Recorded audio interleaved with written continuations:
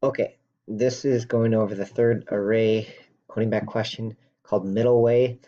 We have two length 3 arrays. A and B are exactly length 3, and I want to return a new array length 2 containing the middle elements. We got to pull off these middle elements and make a new array that stores them.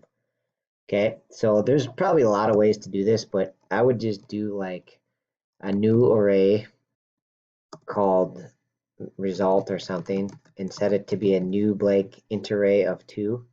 I'm going to type new int with 2 spots in it, and then I would just manually set them. So I would set result position 0, so the first one in there is going to be the middle from A, which should be position 1, right? It goes 0, 1, 2 for each of these.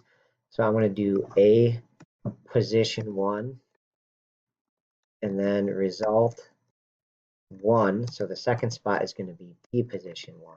So I'm just copying over A position 1 and B position 1 into their correct spots in the result array. And it's kind of good practice using the indexes for the array, and then I just want to return that array. So I want to return result, right? So here's my two arrays coming in. I access those elements, put them in a new array, and then return that. So we'll hit the go button, and boom, that should do it. All right, thanks for watching.